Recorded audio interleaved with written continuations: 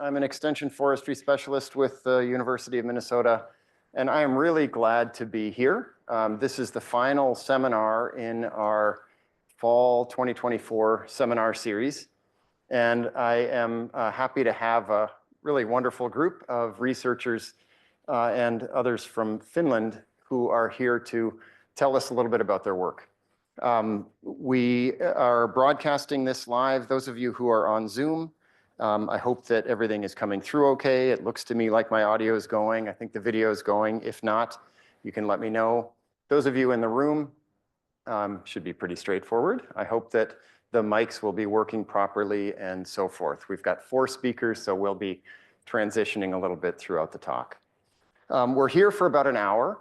The presenters, we have 4 presenters. They're each going to talk for about 10 minutes, and then we'll have time for Q&A afterwards, so you'll have an opportunity to ask questions of them at the end. And then we have a little bit of social time built in after the end of the presentation. There are some snacks and coffee and other things. And since, what time is it in Finland now? Have you all done the math? Yeah, midnight. Okay, so there may not be much coffee left after our presenters are done. Feel free to fill up as many times as you would like. Our speakers are Teppo Huijala. I've had the pleasure of knowing Teppo for, I estimated to someone earlier, 12 years. And then I thought, wait a minute, he came to our 2009 event. So it's been a little more than that even. Teppo is a professor of forest bioeconomy foresight at the University of Eastern Finland. Satu Helenius is the project coordinator with FARIA, the Finnish American Research and Innovation Accelerator. Vera Tavanainen is a postdoctoral researcher, also at the University of Eastern Finland. And Natasha Lovrich is a senior researcher, has done some really fascinating work around forest restoration across the EU, and is now at the University of Eastern Finland as well. Again, really pleased to have the 4 of them here. I'm going to leave the introductions at that and let you tell us a little bit more about yourselves as you wish. But with that, I'll hand the screen to Satu. Hi, everyone. Thank you so much for having us here. Super excited to be presenting you our activities, and I'll be setting the stage for all our other speakers today with starting with telling you about what is FARIA network. It's a Finnish American Research and Innovation Accelerator. What a mouthful. Always to do the introduction and tell all about this. And this is a US-focused strategic network to drive excellence in research and innovation. And it's part of the national internationalization global program initiated by the Finnish Ministry of Education and Culture. And it's established in 2021, and 92% of Finnish research universities are a part of this network. And I would like to emphasize that this whole network is coordinated from Aalto University together with Helsinki University, and I'm coordinating our UEF's network activities in this network. And the aim of this network is to foster the environment that helps the Finnish higher education institutions to collaborate with each other and US partners in the research, development, and innovation development areas. And to get more about the purpose is to facilitate the project ideation act as a matchmaking platform to launch joint activities in the US. And there was 2 phases. So in the beginning, the focus was on the natural network development, and we're going a focus was on the existing strengths and innovation relationships. And the phase 2, starting from 23, was more, the focus was more on the launch of new ventures and exploration of new opportunities. And in this network, the key focus areas for research and innovation collaboration are in these Finnish flagship fields, including the artificial intelligence, next generation network technologies, welfare state research, and bioeconomy, where UEF is part of. And specifically those flagship projects the Fin series with the advanced bio-based materials, and the Unite flagship with the human-machine interplay. And Teppo will be talking about this Unite flagship later on in his presentation after me.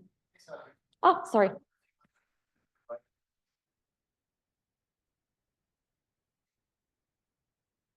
Is this better? Okay, thanks.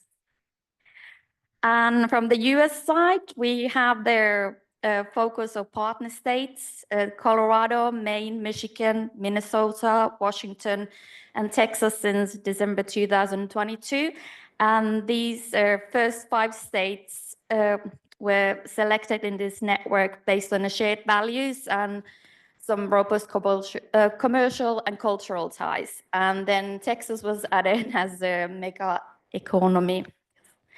And the states host their regional, well, we think the states matter, and doing the collaboration in the states level matter because states host their regional innovation and manufacturing clusters and set clean energy, circular economy, and land use standards.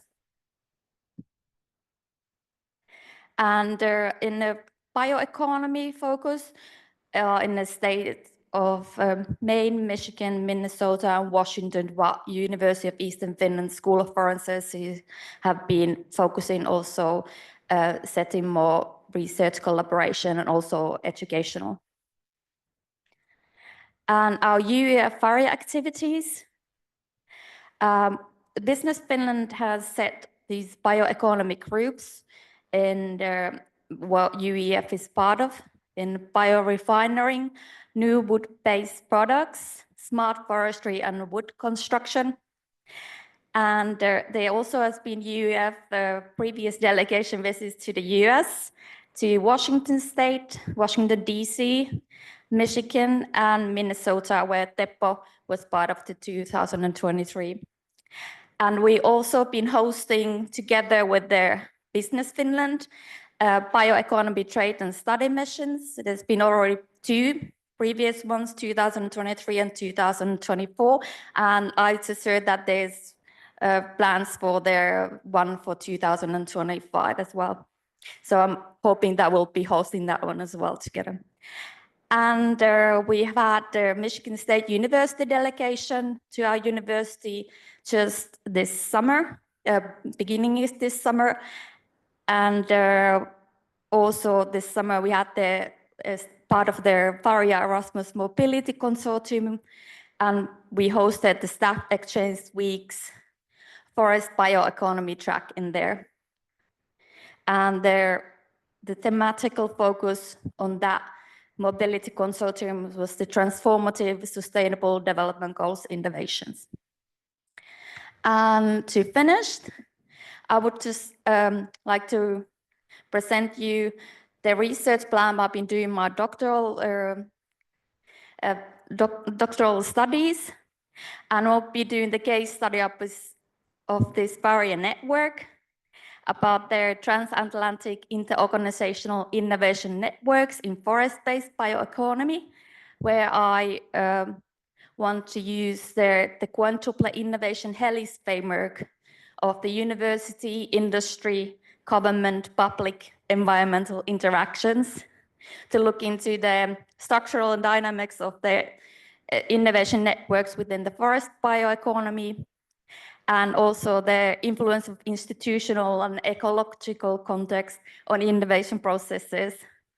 And an important part of this study would be the knowledge exchange and innovation diffusion as well. But after this, thank you so much. I will hand this to Teppo. Take it away. Thank you, Satu, and good afternoon, everybody. And as our presentation title kind of promised, I think, we are presenting here some of the challenges that we are facing in our endeavor towards sustainable biosociety. And we are also presenting a couple of spheres in which we are working. And my part of this presentation is including slightly different spheres compared to the previous one and the following one. So what I'm going to start with is the European Bioeconomy University Alliance that just celebrated its 5-year anniversary in Brussels a couple of weeks ago. And University of Eastern Finland is one of the currently 8 universities that have been identified as leading bioeconomy universities in Europe. And what is the mission of our alliance is to be a societally impactful actor and shape the future of European bioeconomy, not only forest bioeconomy, but bioeconomy as a concept reaching different types of industrial sectors, forestry, agri-food sector, blue bioeconomy relating to the waters and so forth. And what we actually are doing in the EBU Alliance is that we focus naturally, because we are university network, university alliance, we are focusing on education, so joint courses for students, challenging courses in which they can start doing some inter-multi transdisciplinary work together with their future collaborators. Future professors get to know each other on those courses. And we have also learned in this alliance during the past 5 years to kind of understand each other and our ambitions, and that's of great value. And then we, of course, have a sphere, a working sphere of innovation, working with companies, trying to learn how to speak the same language with the business world. And also this is connected to the entrepreneurship, education, and also impact generation through educational activities and thesis work, etc. And then we want to be an impactful societal actor in the policy and governance field. So close contacts with the European Commission is one of the key competencies and key success factors of the EBU Alliance. So University of Eastern Finland has just started to serve the Alliance as the chair of presidency. That's how we call the coordination duties, and we have 2 years ahead. And Natasha and I are working in these coordination duties. And the highlight of the first year of our coordination mission is to organize and host at our campus in Joensuu, Eastern Finland, this European Bioeconomy Scientific Forum, which is going to be organized in June. So if there are any Minnesotans here in this room who would be interested in visiting Joensuu and our faculty, our campus in June, now it's a perfect time to take a QR code scan, because there is a website where we have announced the save the date information and some of the main practicalities. So we are going to talk about and let several high-level people in this forum talk about what it means to collaborate across regions, across continents, and our ambition is also to approach global level bioeconomy university collaboration. Why not including, and naturally, yes, including also North American bioeconomy universities. That was about EBU. Let me now go to the Unite flagship. So there is a quite ambitious research and innovation funding program at the Research Council of Finland. And there are, I think, more than 10 of these science flagships. And one of them is our Unite flagship, which University of Eastern Finland coordinates. And that's called Forest Human Machine Interplay. And we have partners, Natural Resources Institute Finland, we have University, Tampere University, and then this is Finnish Geospatial Research Institute. And what we have, we basically have the core competence coming from the remote sensing technologies, laser scanning technologies, forest inventory technologies, using smart sensors in forest machines, trying to and also succeeding to detect subtle changes in moisture content in branches, being able to detect these kind of trees that are vulnerable because of drought or some pests or some other reasons. So what we do is developing these inventory technologies and also technologies to modify the inventory data towards meaningful decision support, and also adding the component of playfulness and gamification to the value chain of knowledge management of forestry. And in the flagship, we have ambitious goals, not only to do the high technology-driven research, but also impact, like the whole flagship program aims to impact globally. But in principle, the impact generation happens through high-level science connected to innovation activities with the co-construction and co-development work with companies with a goal to reach national economic benefits towards sustainable biosociety, but also valuing the values and attitudes of landowners and managers, and taking into account the views of citizens, and being impactful in policy spheres and sort of that. So what, for example, the flagship has been doing in science is organizing field measurement campaigns together with the forest machine companies, machine manufacturing companies, such like Ponsse from Finland, and experimenting with these smart sensors.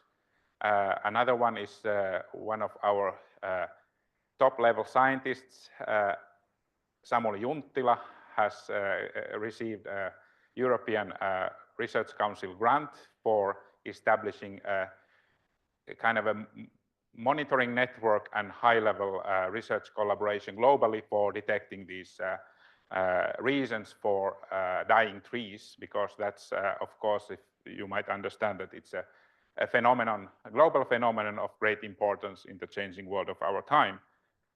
And what the Geospatial Research Institute is doing is they are digitalizing Finnish forests, starting from Finland and impacting globally, and they already have in their forest-based database, they have billions of trees, and that's an effort towards a digital twin of forests, which will help to build these kind of a new digital services and joyful, playful technology-based services. So there's quite a lot of text on this slide, but I'm not going to read aloud everything. I'm not going to explain everything. But what is happening in Unite Flagship? I'm the impact coordinator of the flagship, so my responsibilities include the collaboration between academia and the companies, and maintaining the good connections, and research experiment work, co-design work with these corporate players, and we also take care of the extension and dissemination activities. And just a couple of examples. If you don't know the Finnish language, you are not probably going to understand everything, but this is just something that shows that we have put quite a bit of effort with the media communication. So we have collaboration with the key researchers and also media sector players, so that our most important recent research findings will be then also disseminated with wide impact channels, traditional media, which are both online and print versions. And then we have, in addition to that, we have put emphasis on social media presence, and in particular, we have this systematic way of regularly publishing in LinkedIn and giving the voice to the researchers and inviting our stakeholders to to listening and hearing and participating the dialogue between our research and the forthcoming research agendas, and also the application of our research results. My final slide will be here, and we also are working in the project funded by the Strategic Research Council of Finland, and this is an endeavor led by the University of Jyväskylä. We are partners here, and it is FORTRAN, meaning it is Forest in Systemic Transition, and this is a program for just sustainability transition in the use of Finnish forests. And we are using here in this FORTRAN project as our conceptual framework. We use Dasgupta's donut economy model, and we recognize that there are several unsustainability features in the current use of Finnish forests, and we would like to approach through sustainable future paths this just transition and sustainable use of forests. So for that, we have been starting to define this ecological ceiling and social boundary or social foundation for sustainability. And we recognize that there are different future paths that can be either sustainable or unsustainable. And for that, we use futures methodologies and simulation optimization technologies. We have anthropologists in our project. We have systemic modelers and so on. And this is also quite participatory effort towards trying to tackle several of the challenges of our time. And now I conclude my part, and I invite Veera to come to the stage. Thank you. Hi, I'm Veera Tahvanainen, and I will go into the pet topic of our current pet topic of our forest economics team and forest planning as well. So strong sustainability. We have several people working on the sustainable business models field, and now we are also trying to get the forest planning somehow in this involved in this topic. And first I will tell you about the strong sustainability concept, and then like how we see it in forest planning and forest services point of view.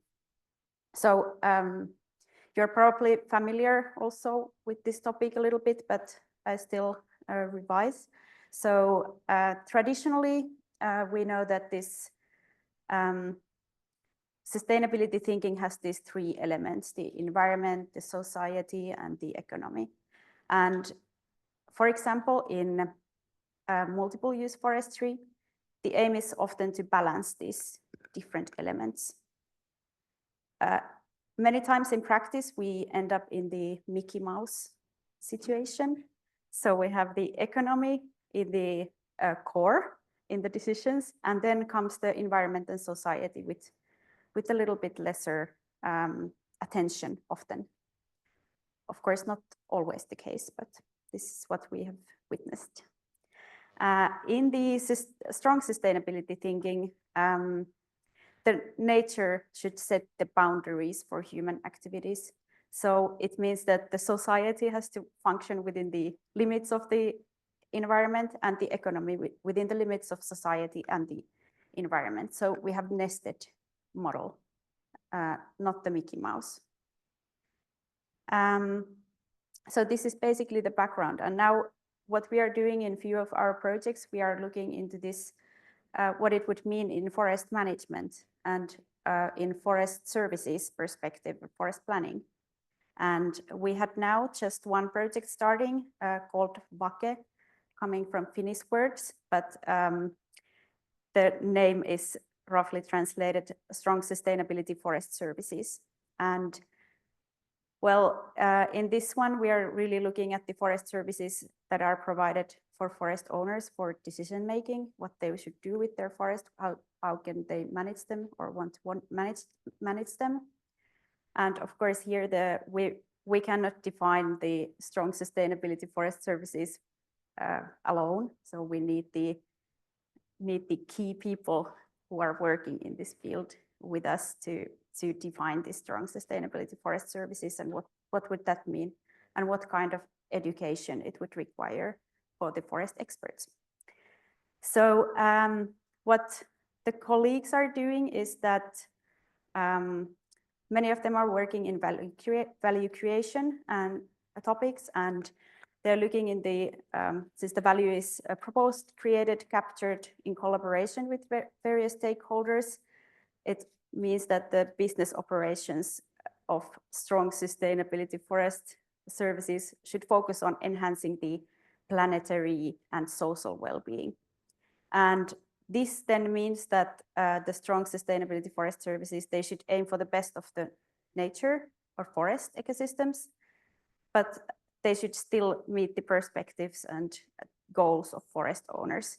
Very difficult task, but that's why we have the forest owners and the service providers there in this project in the core. So what we are doing, we have now started expert workshops with forest service providers who do forest planning, and then interviews with forestry experts, that what is their view of the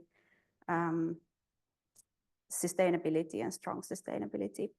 Later on, we are going to the forest to meet the forest owners, and these forest service providers, they first together plan how this strong sustainability forest service should be like, and then they pilot it with actual forest owners. So this is exciting work that will take place next year. My colleague, or our colleague, Dr. Anu Laakkonen, she is more like, she's really deep in this topic, and she's also coming to visit here next year. So if some of you is really interested in the topic, I'm sure Anu would like to meet some of you and discuss more. So let me know, I can share her contact details. This work is funded by Kone Foundation. Then we have another topic, Utopia, where I'm working. And this is the whole name of the project is Utopia, is climate smart forestry, a utopia if landowners' objectives are not considered. So here we are looking into climate smart forestry and then landowners' preferences. And what the whole project is doing is that it's developing methods to support stakeholders, mainly forest owners, in implementing climate smart forestry. And we, in our university team, we do this by combining landscape level and holding level forest planning. And we are investigating the forest owners' preferences and motivations for contributing to these climate goals. And then what it would actually mean in practical terms in their forest. What would the forest management plan look like if you would introduce the climate perspectives there? So we do this in workshops. They are running at the moment. We started this autumn and then continue next year. And we use multi-objective optimization tool where the forest owner can see the effects of increasing carbon storages in their management plans, and then the climate goal of the landscape. So we have forest owners from similar or same area, they are neighbors, and then they see how they contribute in the bigger area climate goal, and then also how does the forest management change if they increase carbon storage in there. Other topics that we look in this project and then broader are the socioeconomic drivers that affect the forest owners' decisions, and here especially the harvesting decisions. And this is all work of Jari Vauhkonen, Professor Jari Vauhkonen, who is the professor of forest planning in our university, and he's really into this socioeconomic theme at the moment, and that's one one other topic that we are looking into. Utopia project is also, it's funded by the Research Council of Finland through Resilience and Recovery Facility of EU. And in this project that's led by Natural Resources Institute of Finland. But yeah, I will maybe then let Natasha continue. Thanks.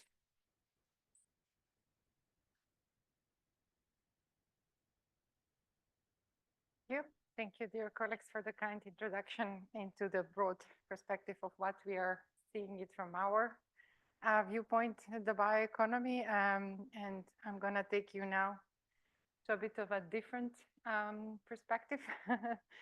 So in European context, we had really recent policy and strategic development that led to the opportunities to look how private forest owners can contribute towards the bioeconomy, and how do we holistically want to reach the transition to this green and just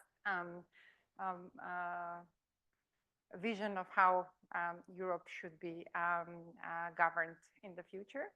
And as part of my work, before I started working for the UEF more than a year ago, I was working for the European Forest Institute, and I was approached actually by the Finnish Forest Center, the Suomen Metsäkeskus, with a requirement that to represent or to found a network that is representing the wide advisory spectrum of services that EU member states are currently having.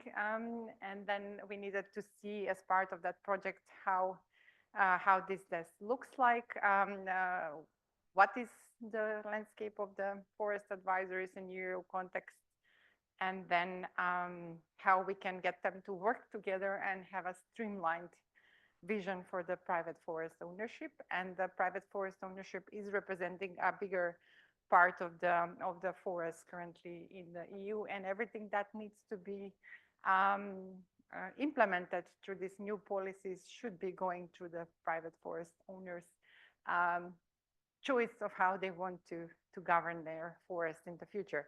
So in that regard, 7 years ago, I was part of a project that was trying to establish an EU-wide forest network, which was called Forex. And then we started working together, and after a long cooperation with the European Commission, we came to a realization that they need to found a European-wide advisory extension network.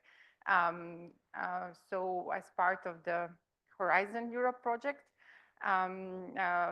funding program, we made an application that was the For Advice project together with all the networks members, but this time we needed to focus on all the 27 members, because the one that we formed only had representation of 16 members. And then we were successful, and we got this project that is starting in January this year, next year, and it will be a 5-year coordination and support action funded for 4 million euros. The aim would be to do this increased speed knowledge creation and sharing in the context of the advisory in EU, to demonstrate different innovative solutions and bring them into practice, because there are different models how this advisory is happening currently, to do capacity building and exchanges of what is already existing between the member states, and then accelerate these necessary transitions amongst them for the private forest owners. So we did this For Advice project, and then it was really just to see how we can address the critical needs to strengthen this forest advisory organization governance and everything that is a stakeholder around the group working together in the union member states. And then as a UEF, we are still partner in this project and a work package leader. So we are going to be doing work in the next 5 years to identify the feasible and desirable pathways for the future of the forest advice in Europe. And then really looking at how this future forest advice can be done in a digitalized way, because under the Common Agriculture Policy currently in EU, we have an advice which is concentrating in a digital form only towards the agriculture sector, and it's called AKIS, but we wanted to streamline it and see how the forest sector can also benefit it with it. And then we wanted to co-develop with the policymakers possible pathways for the future design and uptake of this forest advisory EU network. And then it was really important to generate together and see how we can develop these policy recommendations based on the advice reflections on the lessons learned within the project and how they can be implemented in the future policy implementation to ease the decision making of the private forest owners. And then this need to turn the focus into the current AKIS advisable mode was to foster innovation and knowledge sharing across the network and its existing members and the future members and the private forest owners to develop support, innovation hubs and knowledge networks for this improvement of the policy adaptation. So this is in short what we are going to be doing in the next 5 years to develop our current work. And then, yes, this is the final slide, which is, I guess, where we are as a UEF campus. Yes, thank you very much. Speakers, this was a lot of fun. And I don't know how we want to handle questions. If you all want to come up as needed when questions are addressed to you or whatever works. But we have questions online and questions can be posted online. I can see them here and folks can just raise their hands as well. And if your question is for a particular speaker, feel free to name them or you can just ask a question of the whole group. Questions from here? Yeah, Kristen. In terms of what I would call the new extension network, what was before that? What type of extension disconnects were there, or? So yeah, when the Finnish Forest Center, the Finnish Advisory Services approached me more than 7 years ago. They approached me with the idea to externalize their cooperation with other countries to see where forest advice is going in Europe, because it was highly nationalized or regionalized, and then they were cooperating on an ad hoc basis, and there was no any centralized EU network that was able to work on this. And the landscape was so diversified, so we had ministries advising, universities advising, specialized organizations like the Finnish Forest Center advising, private companies doing that. So it depended really on the national context or the regional context. So we really needed to see what is out there, then get their willingness to put themselves into this Forex network, which was the initial network that we formed, and then work with the EU institutions to realize how much this is needed if they want to streamline the existing policies to go through the advisories directly to the private forest owners. And then, so this was a collaborative work between research, the advice, and the policies, and the EU Commission to be able to realize that this cooperation is needed. This centralization of cooperation and streamlining the work of the advisory is needed. It took a while, but we got to the point where we realized that we need to form the EU27 network, and then most of the strategic policies are aligned now to work towards that. However, how it will work in the practice and how we are going to do A, the project, and B, how these policies will be implemented through this network remains to be seen. This is just in the conception phase. Just to follow up, so, in Finland with the regional forest management associations, you talk a little bit about their involvement, because ultimately these policies are going to, in large part, be directed at the private forest land base. So in terms of that network, what level of involvement are either of these, associations, the regional networks, or the landowners or their staff themselves? Well, yeah, this is an excellent question, actually, because they cannot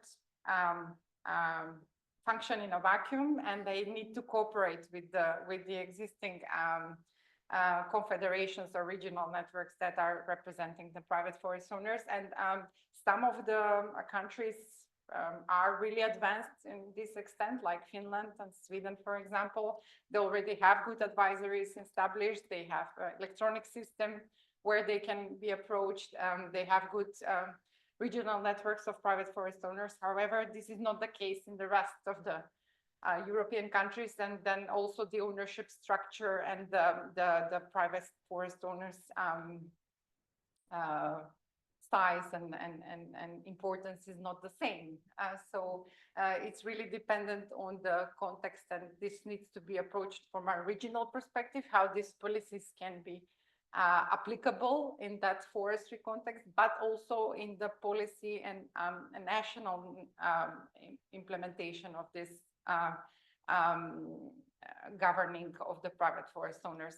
And of course, this needs to be done in cooperation with the landowners associations and the Confederation of Private Forest Owners, and they are the actual observing partners within this network who are helping and working together with them in co-creating whatever needs to be done, and part of this project as well, because they cannot do it by themselves. So yeah, I hope this answers you. It's a complicated landscape, but it's, yeah. Why don't we go online? We have a question from John Ryla, and then we'll go over to Rebecca next. I think this question is for Teppo. What is the idea or inspiration to the playful and gameful concept? Thanks for that question. I think the inspiration comes from the fact that there is quite a lot of development in the recent years and recent decade in digital technologies, and the forest bioeconomy sector needs to keep in the development so that all what is happening in social media and how people are using the digital technologies, it has to go to the forest too. And if nobody else is doing it, we have to do it. And we recognize that this use of these technologies can be producing some kind of new digital divides between those who are in the world and can use these apps and technologies, and those who cannot and are kind of somewhere else. And how to engage people in a more inclusive way. One solution, not the whole solution, would be to get engagement, kind of attract new types of new groups of people with making these opportunities that technologies provide more appealing, more joyful, more fun. And we have a world-class #1 scientist in terms of academic citations in the whole of Finland across all of these disciplines. Juho Hamari is a professor and leader of a gamification group in Tampere University. And they had not done a lot of, well, actually not research at all with gamification and gameful approaches relating to forests. They did have some aspects of gamification and gameful approaches in nature. but they decided to join this application for the Forest Human Machine Interplay flagship, and the rest is history, because we were able to get that funding, and now we have worked together 4 years trying to learn, trying to understand each other's language and kind of put together these different research and science approaches, and we are getting there. And one example of that is that we are going to start a new Playfair Forest network featured by a couple of Nordic and European countries, where we kind of go deeper into these good examples and good practices and challenges towards a research agenda. So I think this is mostly relating to the inclusiveness and making it approachable, making it affordance that is appealing for more people than before, and then maybe learning something across disciplines, and also renewing the forest bioeconomy sector and providing new business opportunities for IT sector companies and sort of things. So I would like to hear just a little bit more before we go to the next question. So you talked a little bit earlier today about one piece of data that sounded really exciting and quite impressive to me, and I think it was mentioned during the talk too, where a woodland owner, say, could look at their land. It would all be mapped out. There'd be inventory data specific to their property. And they could say, okay, if I were to thin this portion at this level of thinning, not only what would it look like, but how would the carbon storage and sequestration change? And they could see those estimates in real time. That sounds fascinating to me. It doesn't sound like a game though. So when you think about making things more fun, certainly that increases access to data, but is that the kind of thing you're thinking about? And if not, give us an example. What might these apps look like? Yeah, thank you. Good clarifying question. So we kind of make a differentiation between games and gamification and gameful approaches. So basically, you can go for games, and of course, games are not for everyone. Some of us are gamers, some others are not. More or less, okay, all the sports are games in principle, and there are a lot of games. Human beings are gameful playing animals. But still, if you are going to some digital games and if you are very into it, then you are kind of you might be quite a geek. But not everybody needs to be a geek to be involved in these things. So you can have like a game apps. Like we have one app for the school kids that has been kind of contributed by our flagship, and that is a pocket forest. That's the name translated to English language, and that's something that kind of encourages school kids to go to forest with their app and kind of finding tree species or plant species and identifying them and kind of doing something that they can kind of compare their achievements to others. And that's one basic feature of how games are kind of attracting people's attention and kind of motivating them. Essentially, gamification means that they are motivating information systems. So you try to engage people to some activities and doing something more, something better, something more inclusive with respect to the nature and the forest. So we could have these individual game apps helping the school teachers and the school kids, for example, or we could also, let's say, gamify and provide motivational informational systems for foresters. So professional foresters working in the field. So you could kind of compare your own quality or your own productivity, or you can have your own goals for performing your daily activities, and you could have some kind of a, point system there or whatever, or kind of a different types of graphics that show you progress, which kind of drive you forward. And still at the same time, while fostering the productivity, also fosters the, social or cognitive well-being of seeing what I have accomplished today, and I have overperformed of my kind of original goals, and now I'm happy and I'm going to finish my work and continue fresh tomorrow morning, things like that. So motivational informational systems are kind of at the best, they are kind of contributing to the overall well-being at the same time as they are supporting their achieving their goals and helping the management and leadership. But there are also loopholes, so you have to be careful not to make those chemical approaches manipulation. So we are aware of these critical things, that we shouldn't kind of fall into these loopholes and make such things that are really engaging and not over captivating or kind of making people to be addicted and destroy their well-being with being too engaged. So keep the balance there is also maybe a good hint. So we need to not do our jobs too well. Thanks, Teppo. Rebecca, question? Yeah.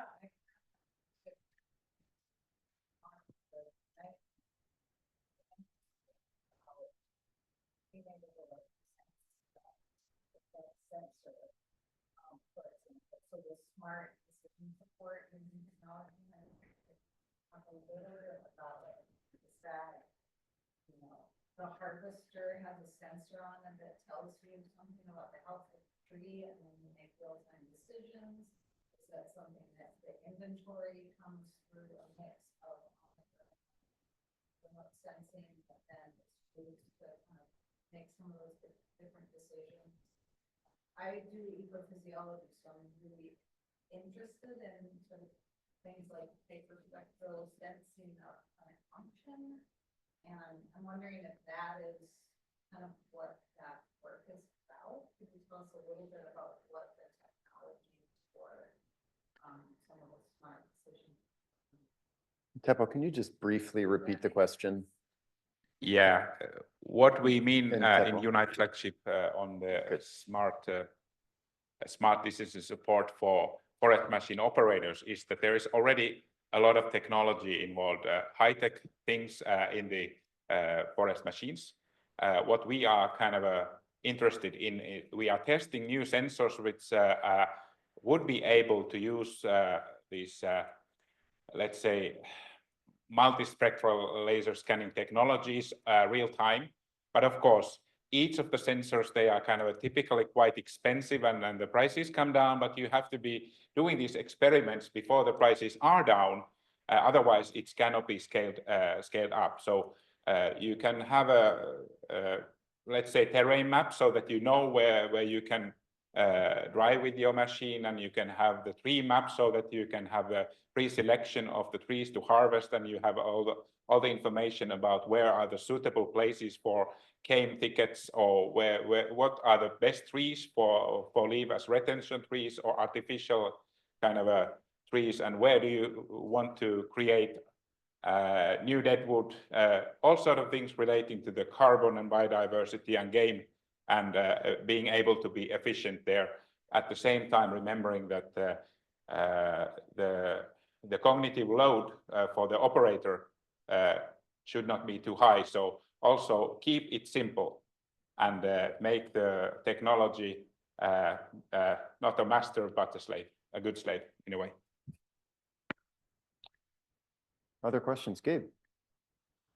Yes, so I don't know who will be able to touch on this the best, but from my understanding, a lot of the Finnish forest is family forest, and families own forests that they pass on and on and on. How are the ideals associated with the younger generations of owning these forests?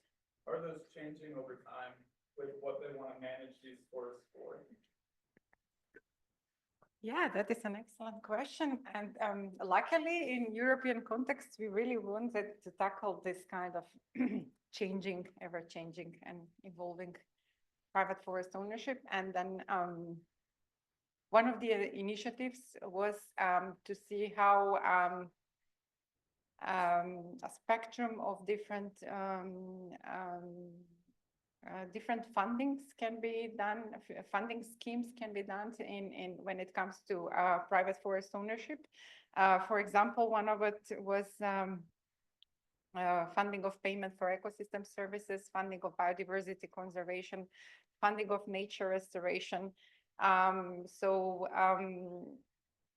Essentially, you can have a private forest owner that can choose from a portfolio of options how they can choose to manage their forest in the future, and tapping these newer generations and changing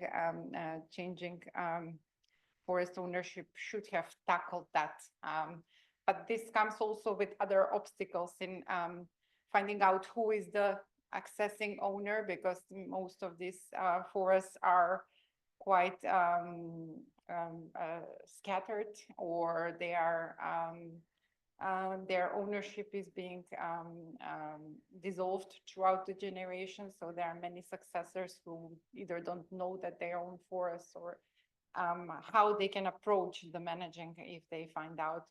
So it's a really complex situation in which some regulations are trying to streamline how this can be done in the future, to choose this or to have this portfolio of option of funding the forests, and then how they can be approached to be able to make the decision and go forward, and how they can try to have this ownership.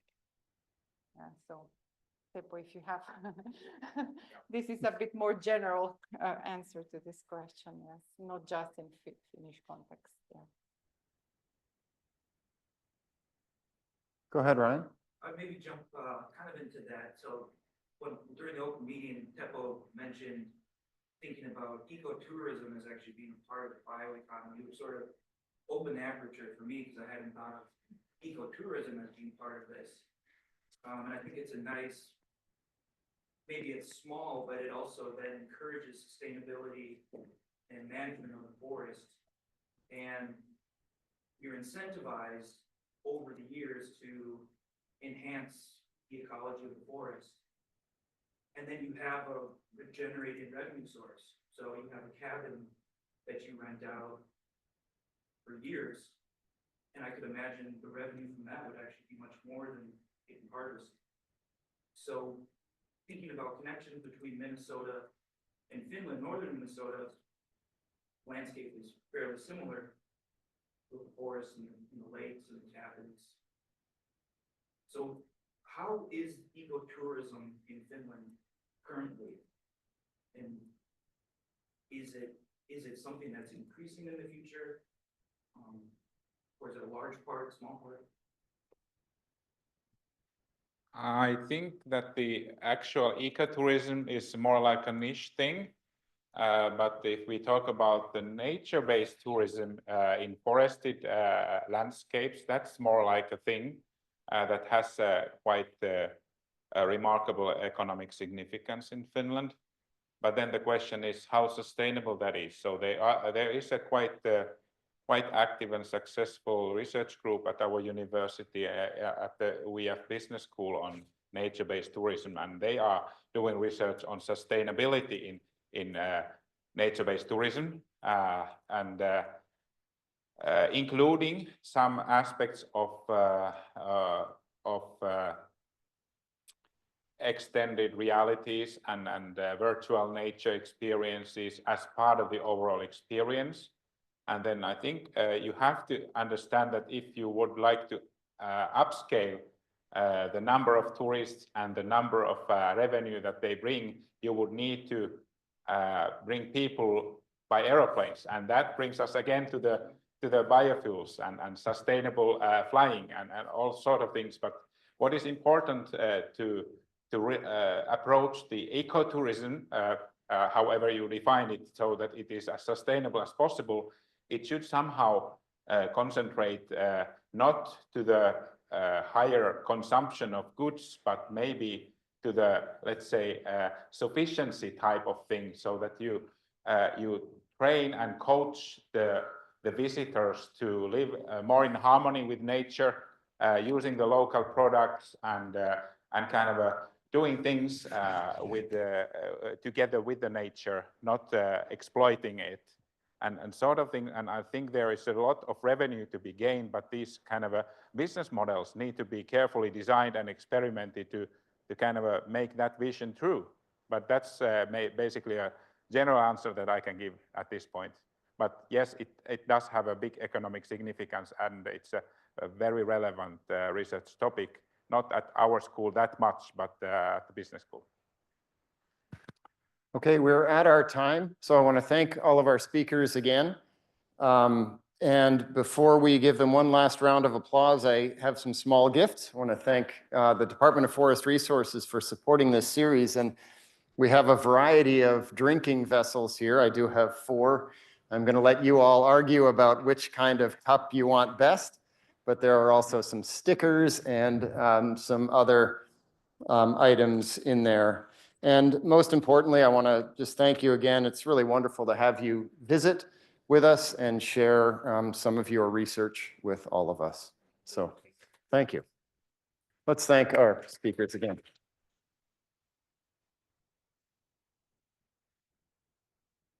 So we do have, we've built a little bit of social time in. I invite folks to stick around and